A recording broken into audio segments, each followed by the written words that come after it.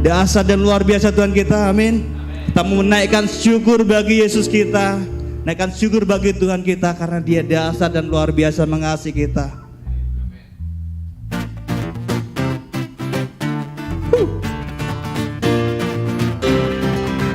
Kasih-Nya begitu besar bagi kita, amin.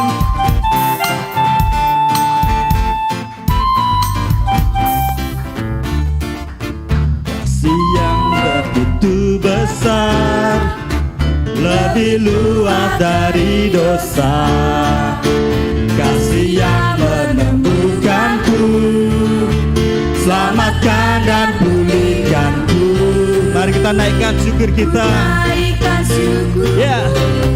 Ku akan berhenti memuji, meninggikan nama-Mu, selalu menari, memuliakan-Mu.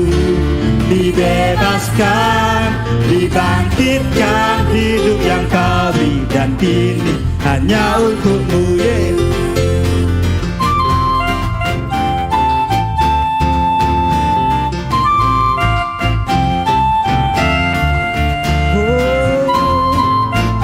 Haleluya, kasih-Mu Tuhan, kasih yang begitu besar, lebih kuat dari dosa. Kasih yang meneguhkanku, Dia selamatkan dan pulihkan kita. Amin. Ku naikkan syukurku, ku tak akan berhenti memuji, meninggikan nama-Mu, selalu menari, memuliakan-Mu.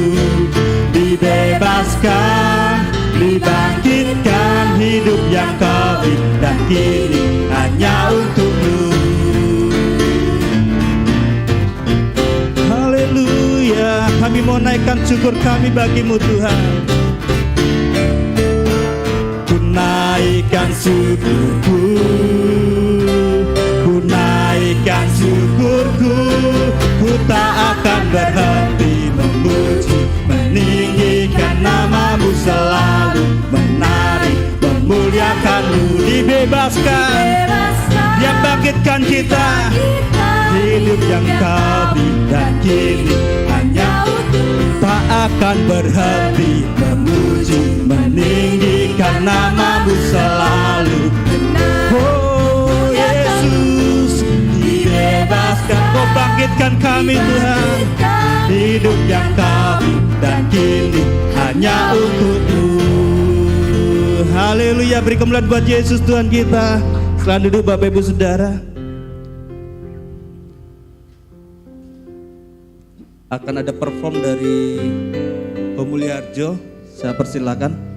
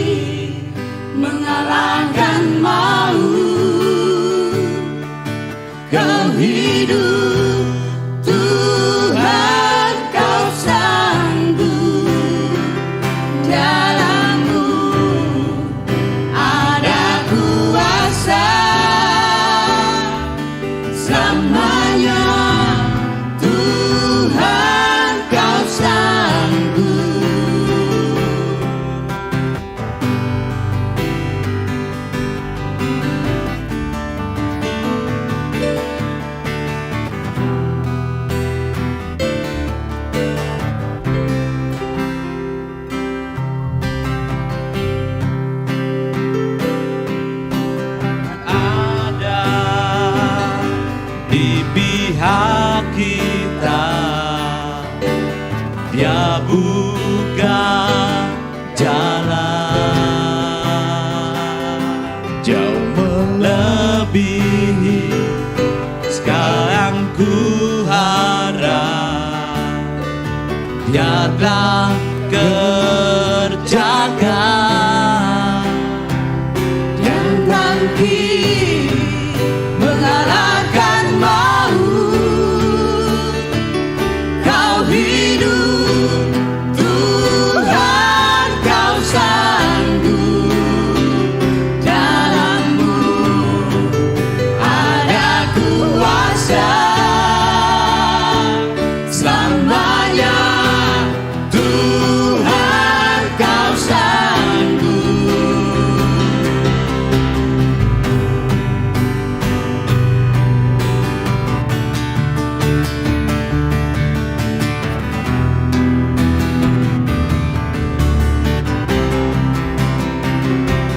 Bersamanya Dia akan menjaga, takkan meninggalkan, takkan meninggalkan. Dan tangannya kan terus menjaga, takkan pernah gagal, takkan pernah gagal. Dan bangkit mengalahkan maut.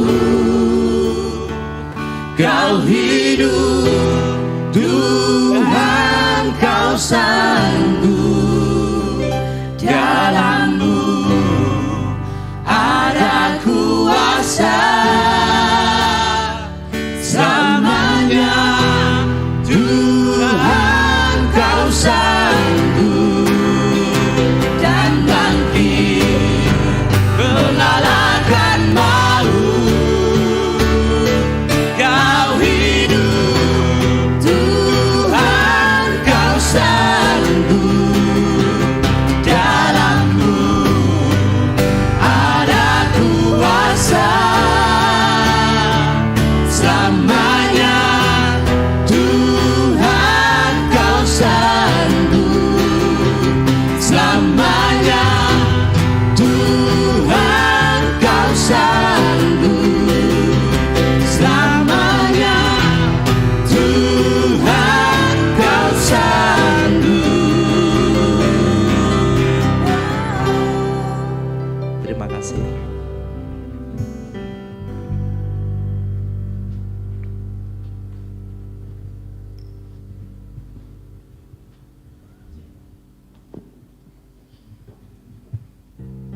Luar biasa Tuhan kita. Amin. Beri kemuliaan buat Tuhan Yesus.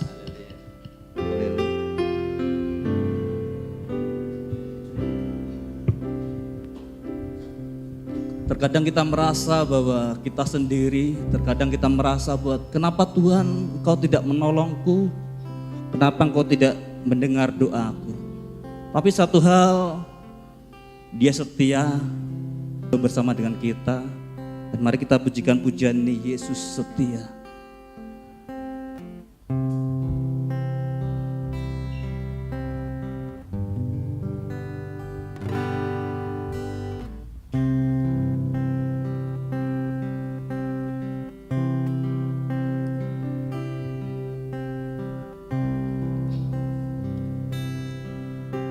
Meskipun Tuhan tak menolongku,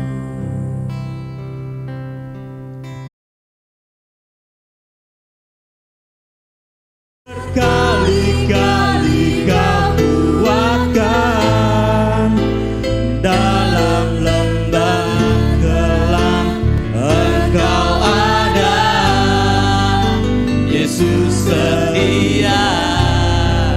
Berkali-kali Tuhan tetap setia. Berkali-kali Kau menolong, berkali-kali Kau kuatkan, berkali-kali Kau kuatkan dalam rasa sakit, Engkau ada. Katakan Yesus setia.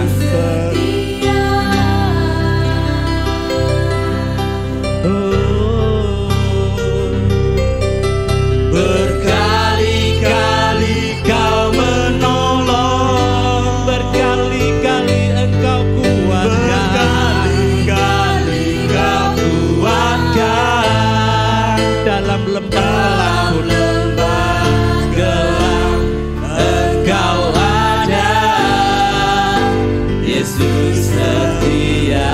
Dalam lembah gelap Engkau ada. Dalam lembah gelap Engkau ada. Katakan Yesus setia. Sekali lagi, dalam lembah gelap Engkau ada. Dalam lembah gelap Engkau ada. Yesus setia. Haleluya. Kami yakin dan percaya Tuhan, Engkau Allah yang setia. Kau tidak pernah jemu-jemu meninggalkan kami. Bahwa janji-Mu ya dan amin. Di dalam lembah Engkau ada bersama kami. Dimanapun berada Engkau selalu menyertai kami Tuhan. Terima kasih Tuhan.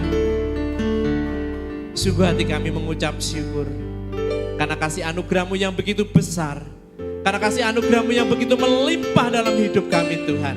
Pagi hari ini Tuhan, kami boleh beribadah, kami boleh bersama-sama menaikkan puji syukur kami kepadamu Tuhan.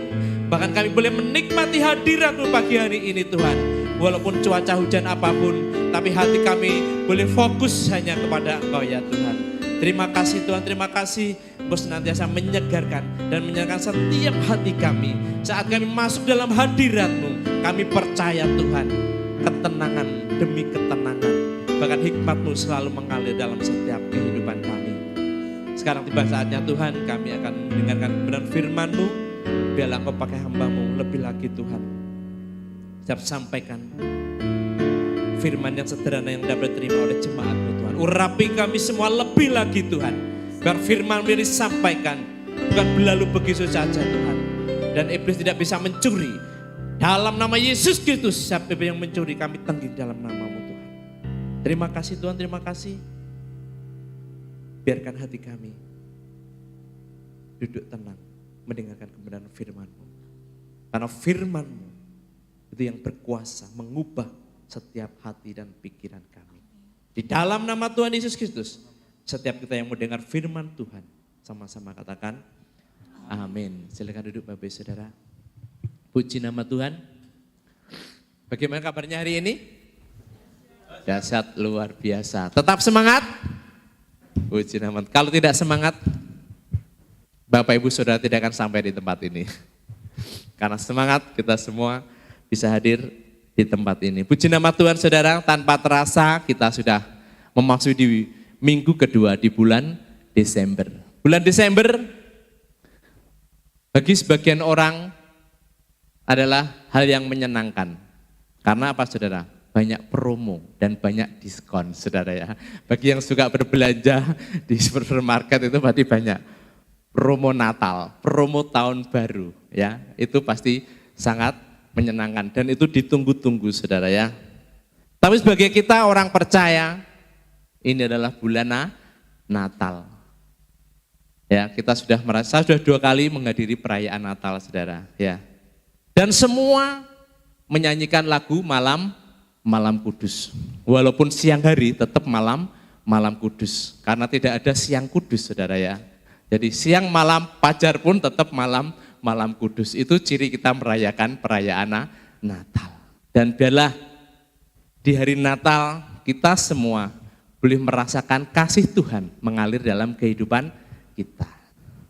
Tapi fenomena yang terjadi Saudara ya, banyak setelah perayaan Natal ada orang-orang yang kecewa, sakit hati, kepahitan. Karena apa? Selisih pendapat.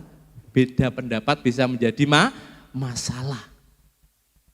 Ya, masalah seragam. Ada yang merah, ada yang kuning, ada yang hijau. Jadi masalah. Masalah makan. Ada yang lontong, ada yang nasi Saudara ya. Jadi masalah sampai diundi. Mana yang lontong? Mana yang nasi? Akhirnya nasi yang menang, yang lontong kecewa. Dan itu fenomena yang terjadi. masalah makan prasmanan atau nasi kotak. Bisa jadi masalah.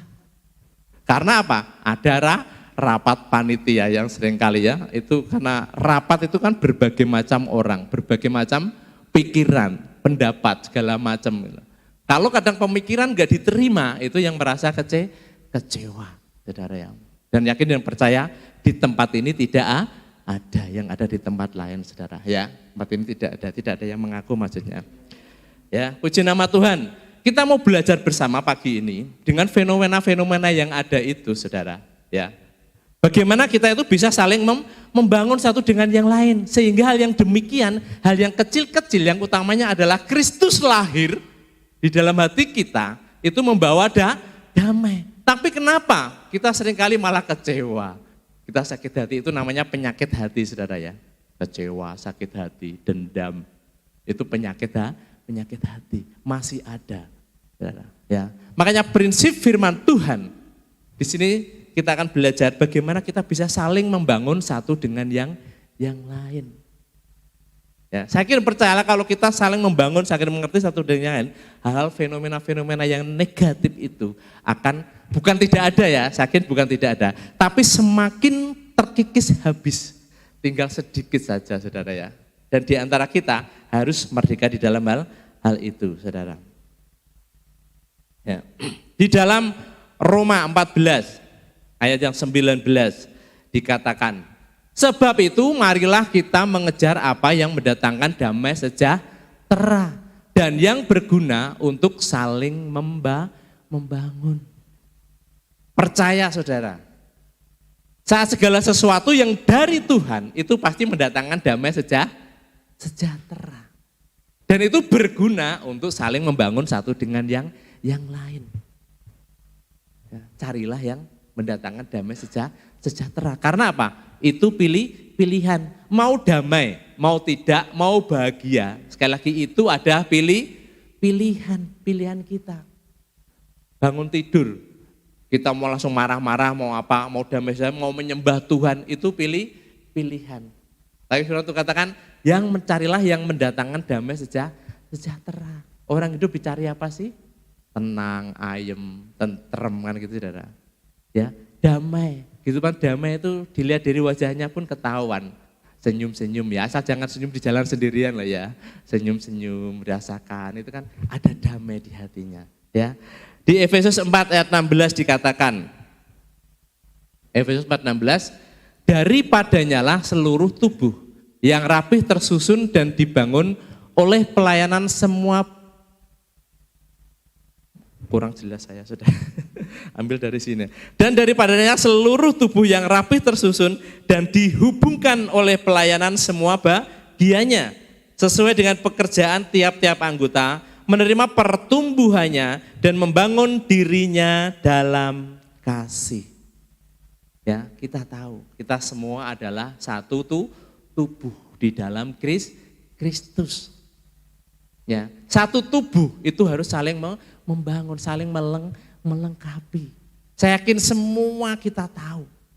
Ya, tidak ada anggota tubuh yang tidak berguna, dari kepala, mata, semua, badan, tangan, kaki, semua pasti berguna.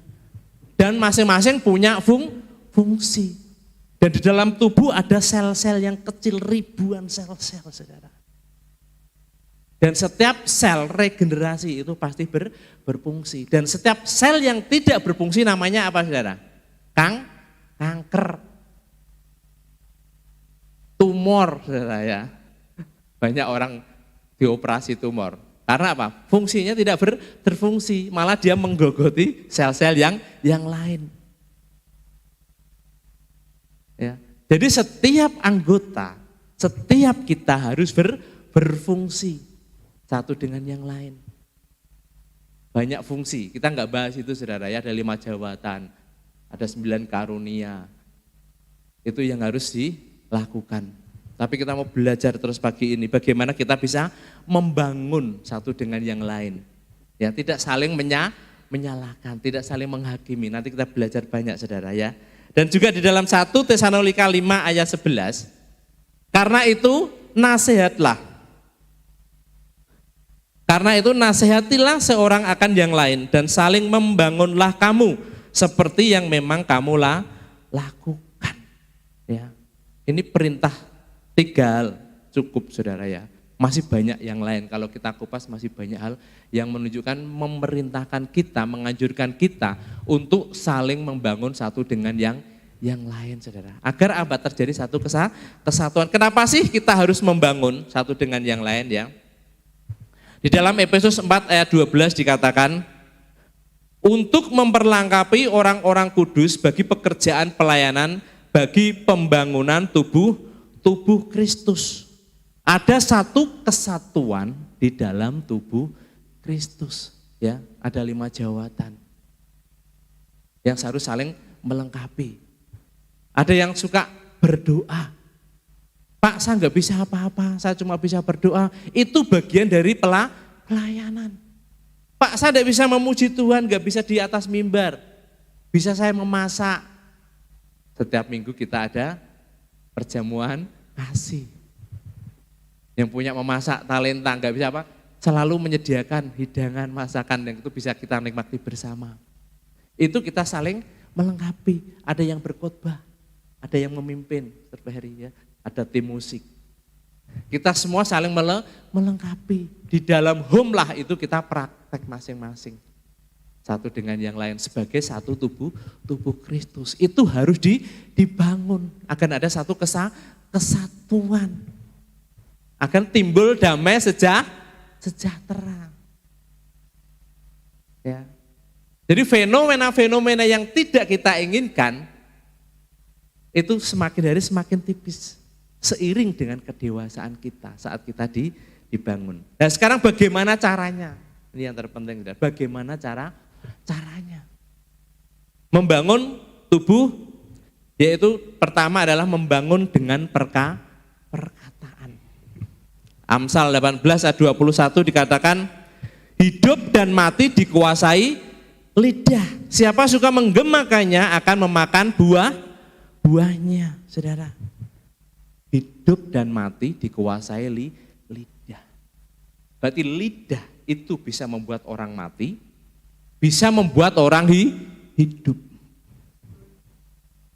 Bukan membunuh ya, bukan membunuh saja. Tapi dengan perkataan itu bisa membunuh karakter seseorang. Hati-hati menggunakan mulut kita, ucapan kita. Apa yang kita ucapkan keluar dari hati yang paling dalam. Biarlah perkataan kita itu perkataan yang menyejukkan. Saudara, perkataan yang menyejukkan itu berilah pujian. Itu menyejukkan. Siapa di sini yang gak suka disanjung sih? Gak suka dipuji. Setiap manusia saat dipuji, dia timbul semangat. Ada pujian, ada penghargaan di dalam diri kita masing-masing. Ya, dari keluarga mungkin, orang tua dengan anak, suami dengan istri, istri dengan suami. Di antara teman semua yang ada, belajar saudara untuk setiap perkataan itu kita membangun. Kasih pujian satu dengan yang lain. Ya, wah, rambut kamu kok pirang ya. Pirang-pirang maksudnya banyak gitu kan ya. Bukan pirang disemur gitu ya. Rambutnya emang pirang-pirang banyak kan ya. Kasih. Walaupun segitu saudara, namanya cewek dipuji, sampai rumah ngaca lagi loh saudara. Bener enggak sih gini sih? Gitu. Ada satu kebanggaan, kegirangan. Gitu loh. Wah, baju kamu bagus ya. Walaupun sobek-sobek, wah kalau kamu beli baju sobek-sobek itu di mana ya? Caranya beli gimana gitu seringkali. Guyonan saudara. Tapi itu kata-kata itu yang membangun, menyemangati kita. Jangan malah melihat keburukan orang lain. Kamu rambut kamu amburadul, kamu mandi enggak sih gitu. Seringkali sampai gitu. Mari, walaupun kita tahu tapi tampilkan perkataan kita yang membangun. Perkataan yang lemah lembut. Ya. Jangan suka bentak-bentak. Mungkin maksud kita baik saudara. Tapi cara kita salah itu bisa masalah. Ya, kita belajar Oh, kalau saya diginikan orang kok sakit ya. Jadi kita belajar agar kita jangan menggitukan orang lain juga gitu loh. Kalau kita dicubit sakit, ya jangan cubit orang lain. Ya, kita mau belajar bersama untuk saling membangun satu dengan yang lain. Perkataan kita harus perkataan yang membawa damai. Ya, jangan malah menjadi provokator, saudara. Ya, jangan menjadi provokator. Saat kita dicurhati orang, masalah kejelekan orang lain, Pak, si A itu loh, kalau mau begini. Seringkali kita malah ngompor-ngompor, iya, saya juga pernah begitu dengan dia, saya begini malah mendamai, ngobong, saudara, kebakar raganya. Itu namanya tidak membawa damai. Coba kalau dicurhati orang, Pak, si dia itu loh, begini. Ya, namanya orang tuh punya kelemahan. Setiap orang punya salah. Apa kamu nggak punya salah? Gitu kan? Langsung, itu perkataan yang menyejukkan, membawa damai, saudara ya. Jadi jangan malah kalau kita diajak gosip, wah langsung tambah, saudara ya. Ajak gosip. Gosip itu membicarakan aib orang lain. Dan itu memang benar, tapi digosipkan, dibakar terus gitu loh orang-orang. Akhirnya orang yang tidak tahu pun menjadi tahu, menjadi benci, saudara. Ya, perkataan yang membawa damai, tidak mudah menghakimi atau menyalahkan. Ini yang sering terjadi, saudara, fenomena banyak anak-anak sakit hati karena apa? Sering dihakimi. Saat datang terlambat, gitu ya, langsung dimaki. Mau latihan katakanlah terlambat. Kamu kemana sih? Niat enggak? Ya kan? Langsung dihakimi seringkali gitu kan membuat orang terluka. Tapi alangkah baiknya tanya, kenapa sih kamu kok sakit kok terlambat gitu ya. Ada kisah cerita kemarin saya bagikan itu kan ya. Ada seorang anak yang terlambat ke sekolah.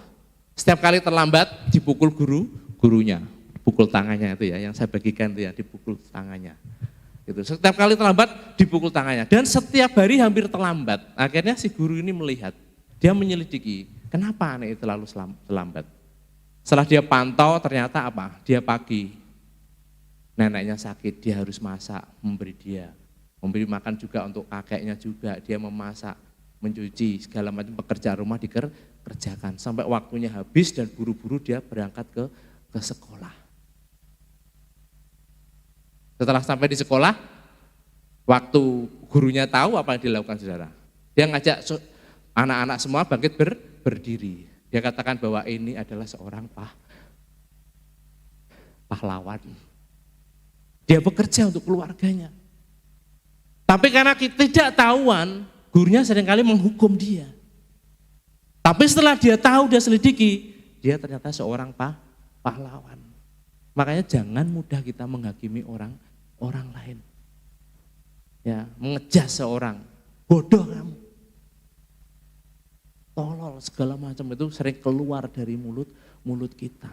Dan itu yang seringkali membuat hati orang itu luka. Jaga perkataan kita, saudara ya.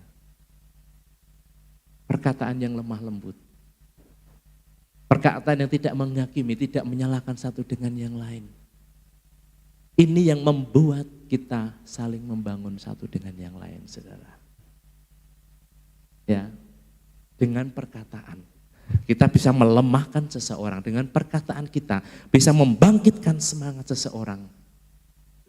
Ya, kita harus bijaksana di dalam hal itu, saudara ya. Kemudian perkataan yang kedua adalah saling mendoakan.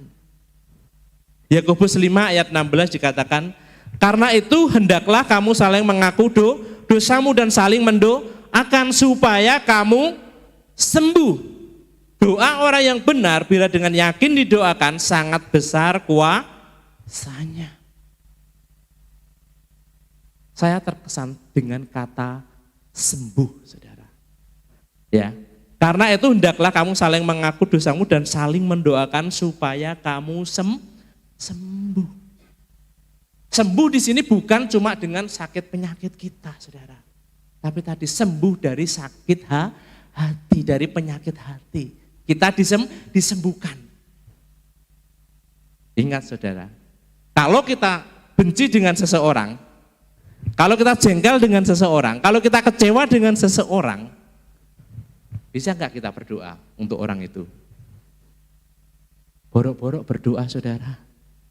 Ya, kadang keluar dari ucapan kita apa? Syukur lu. Kita mensyukuri saudara. Kalau dia jatuh, jangankan mendoakan. Tapi firman Tuhan katakan apa? Kasihilah musuhmu. Berdoalah bagi orang yang menganiaya kamu. Jadi saat kita bisa berdoa dengan orang yang menganiaya kita bisa berdoa untuk orang yang menyakiti kita, otomatis saudara, kita tidak akan sakit hati lagi dengan orang itu. Itu hal yang Tuhan mau lakukan. Jadi kita harus saling mendoakan agar kita sembuh. Jadi kita benar-benar merdeka bebas. Ya. Saya kan sudah mendoakan, otomatis saya bisa mengampuni. Terserah dia mau mengampuni enggak atau enggak kan urusan dia. Yang penting urusan kita sudah berdoa untuk dia, untuk kebaikan dia, untuk diberkati dia. Itu berarti kita sudah pulih, saudara. Kita sudah sembuh. Ini yang terpenting, saudara. Ya, berdoa untuk orang yang menganiaya kita. Seringkali orang yang menjengkelkan kita, orang yang membuat kita sakit hati, tapi kita tetap berbuat baik dengan dia, kita tetap kasih dia, kita kasih support dia, kita antar makanan ke dia. Firman Tuhan katakan apa? Seperti menumpuk bara api di atas kepalanya. Ya, orang itu akan kepanasan. Orang ini loh sudah sakiti, sudah tak gini-gini, kok masih baik aja dengan kita. Ada apa? Dan biarlah Kristus yang ada dalam hidup kita. Orang melihat, oh dia orang Kristen ya, ternyata. Di situ kita bisa melihat bahwa nama Tuhan dipermuliakan. Kalau kita baik dengan orang yang dengan baik dengan kita, itu mah biasa.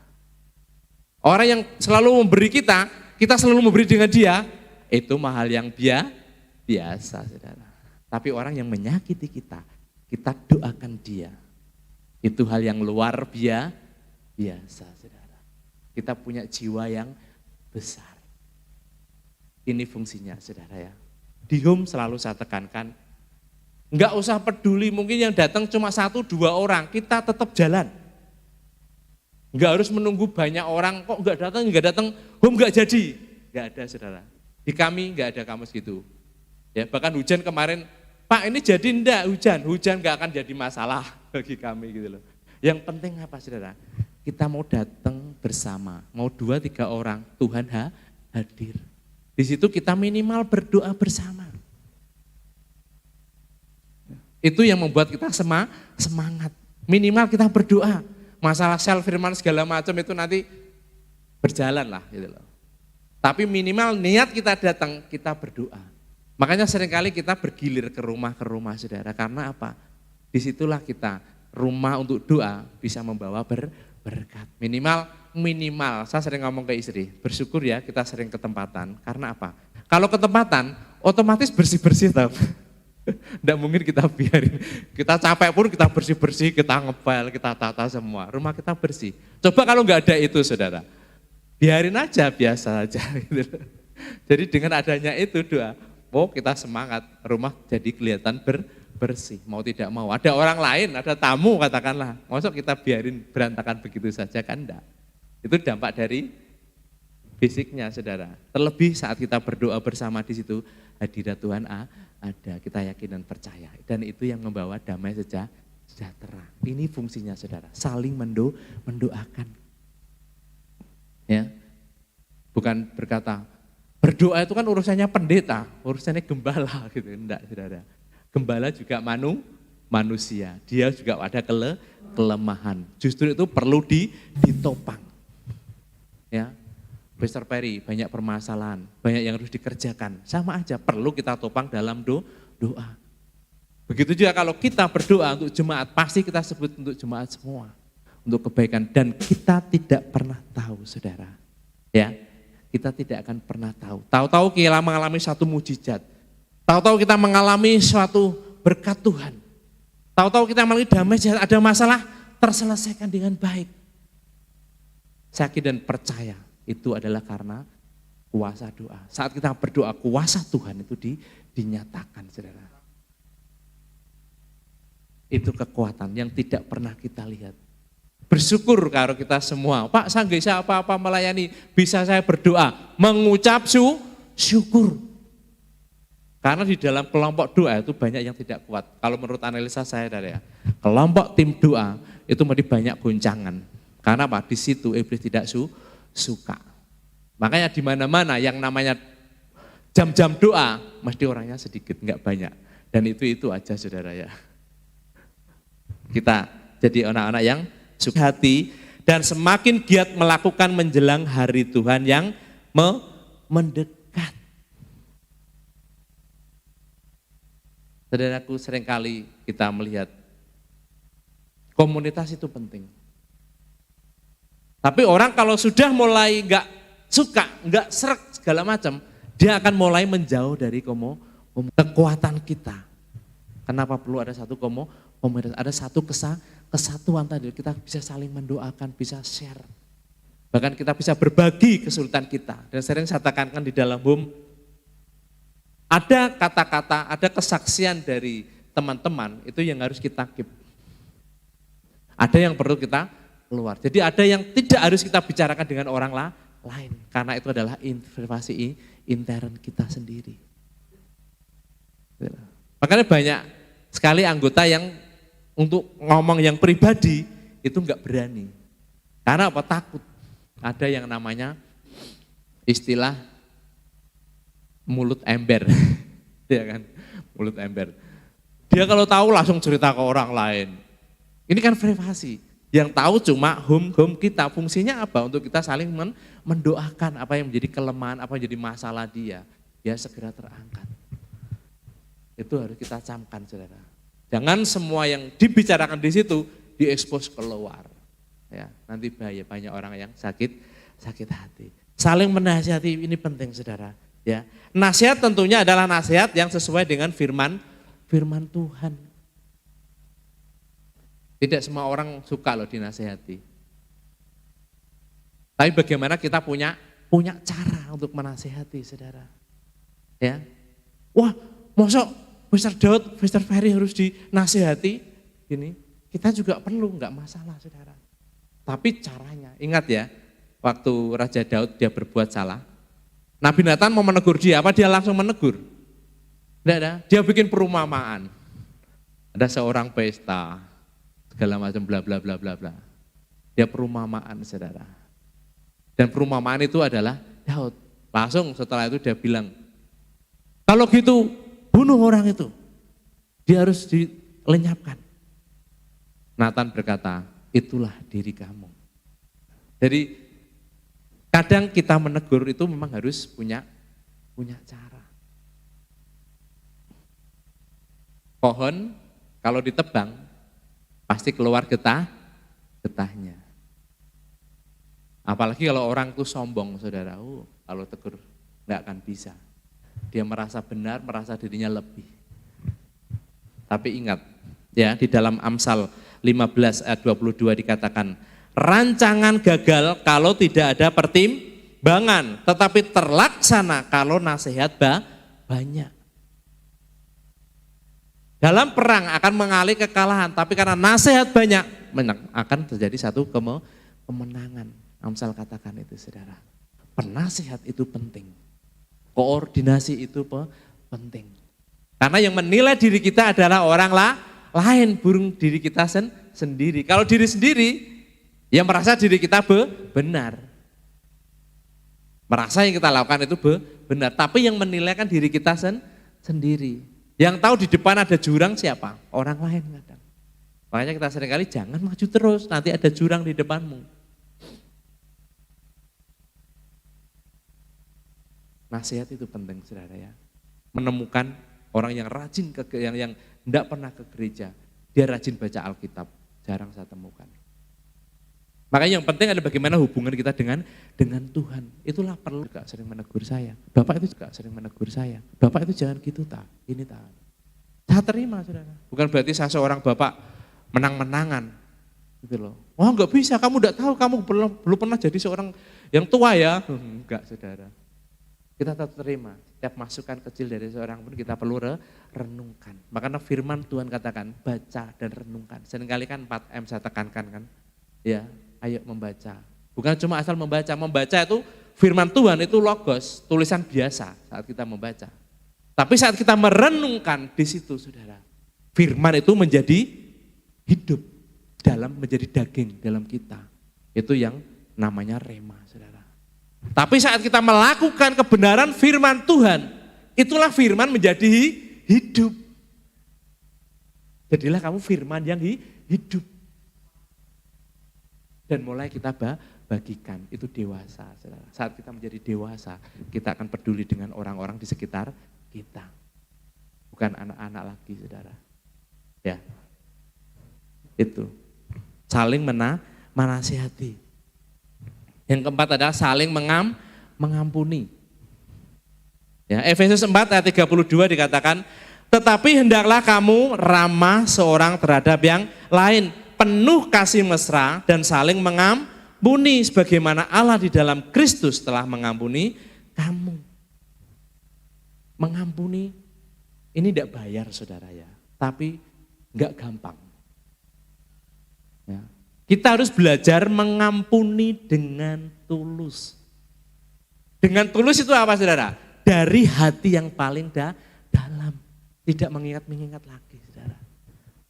Ya. Banyak orang seringkali kan, wah saya udah mengampuni dia. Terserah dia mau sering dengan saya, terserah. Penting saya udah mengampuni dia. Tapi saat ketemu di jalan, acuh saudara menghindar. Tidak mau ketemu, nggak mau menyapa. Itu namanya mengampuni tapi tidak dengan tulus. Kalau kita mengampuni ya, seperti Yesus mengampuni kita. Ketemu ya biasa kayak nggak ada apa-apa. Walaupun dalam hati kecil kita masih ada sakit sedikit atau apa, itu manusia. Tapi kalau kita mengasihi dengan tulus, ya kayak nggak ada apa-apa saudara. Ketemu ya biasa pelukan ya pelukan. Biasa jabat tangan gitu ya, nggak apa-apa gitu. Itulah mengasihi, saudara. Tapi berapa kita mengasihi cuma di bibir? Ya saya mengasihi, ya saya sudah mengampuni Tuhan ya. Mengampuni dengan tulus, saudara, itu yang terpenting. Jangan menyimpan kesalahan orang lain. Saya bersyukur, saudara. Saya tuh bersyukur. Karena apa? Untuk kesalahan orang-orang di masa lalu, saya tuh lupa. Saya tidak ingat, saudara. Saya kadang ditanya, kamu masih ingat no? Yang dulu gini. Aku tidak lupa ya. Saya bersyukur saudara. Tapi kebanyakan orang hal-hal yang negatif yang mengena di hati itu sampai kapanpun masih ingat saudara. Suruh rekaman ulang itu masih jelas sekali. Itu gampang saudara. Ya, gampang ingat hal yang buruk itu gampang ingatnya. Tapi percaya saat kita mau mengampuni dengan tulus dari hati saudara. Kenapa kita bisa mengampuni dengan tulus? Tuhan sudah mengampuni kita. Tuhan sudah kasih anugerah yang cuma-cuma. Ingat setiap permasalahan yang Tuhan berikan kepada kita, ujian yang Tuhan berikan masalah yang kita hadapi saudara. Itu adalah untuk membuat kita semakin kuat. Karakter kita semakin dibentuk semakin kuat. Jadi setiap permasalahan ada yang kita hadapi, tanya dengan Tuhan, Tuhan maksud kamu apa? Jadi kita tidak menyalahkan orang lain, tidak menyalahkan ini. Agar anugerah Tuhan nyata.